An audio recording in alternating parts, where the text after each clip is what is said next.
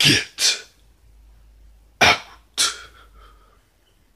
is a movie directed by Jordan Peele, and if you guys don't know who Jordan Peele is, he's one half of the brilliance of Key and Peele. I'm a huge Key and Peele fan, so when I heard that Jordan Peele was directing this, I was just kind of like, what? A horror movie? Yeah, it's interesting. Gotta check that out. It stars Daniel Kaluuya, the black guy from Sicario. The story here is that there's this interracial couple, a black guy and a white woman, and they have reached that point in the relationship where it's time to meet the parents. It's time to meet mom and dad and the whole family, you know, because that shit always turns out great.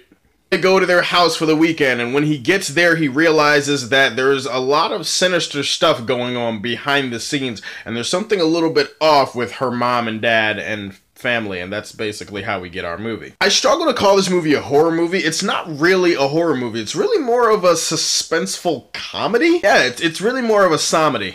Oh, wow, I probably shouldn't say that. That's a little bit too close to the other word. Yikes.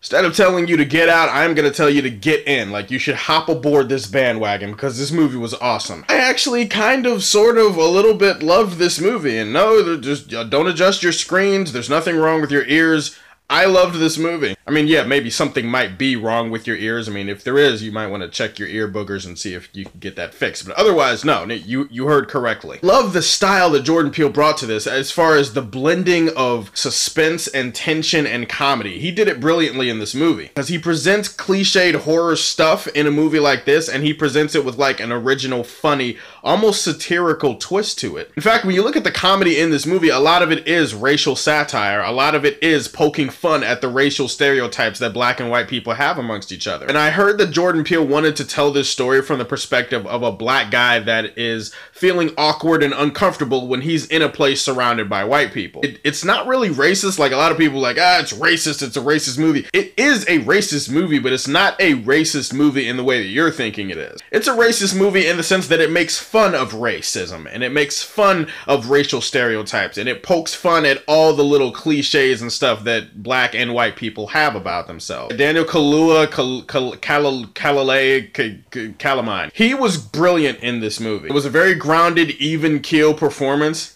Even keel, you like what I did there? You do feel invested in his character, and you can totally understand where he's coming from throughout the movie. He does have a little bit of a backstory. They do reveal little bits and things about him, and I really thought he was a very interesting and fascinating character, and he reacted in these situations the same way that I would react in situations like this, you know, where you got a creepy white family dealing with shit. I give credit to the entire cast. There is one cast member in particular, his friend in the movie who was played by Lil Howery, I think is his name. Comic gold. He was comedic gold. He really was. He wasn't just shits and giggles. This guy made me giggle until I shit. Several moments throughout this movie, I was dying laughing. And I really got to give credit to Jordan Peele. I mean, you don't take a comedic mind like that and have the entire movie be nothing but tense and, you know, serious. It got really suspenseful. I mean, there's some really edge of your seat type sequences in this thing. From start to finish, I gotta say that I was really, really entertained. But does that make this a perfect movie?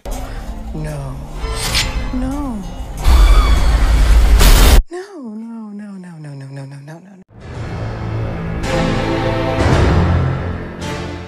Okay, there's a twist in this movie. There's a certain twist involving the characters that occurs somewhere towards the end of the second act. Speaking for myself here, as soon as the movie started and as soon as they got to her parents' house, I kind of saw this twist coming from 1,000 miles away. This isn't one of those cases where I'm like being an intellectual snob and I'm just kind of like, I'm just so much smarter than everybody else. Look at my intellectual taint. No, this is not that case at all. It's just, to me, using common sense, the twist was kind of obvious. So when it happened and a couple of people in the audience were like, oh my god, I was just kind of like, oh, well, yeah, I kind of figured it would turn out that way. Also, it being sort of in the horror genre, even though it's not really a horror movie, there are some cliche jump scares and horror tropes and stuff like that throughout the movie. Not really a big issue, it's just something I have to address in the review. I think my biggest issue in this movie is that towards the end of the film, they tried to go places that I don't think the film is prepared for. What I mean by that is that, okay, there's certain things that the movie has been setting up, and then once you find out what the motivations are for people and why they're doing what they're doing, you know, the plan and what they plan to do with him and all this other stuff, it kind of starts to not make a little bit of sense. As far as the science and the logistics behind it, and as far as like how it works, it starts to get a little bit wonky there towards the end. I had a big battle and a wrestle inside myself as far as,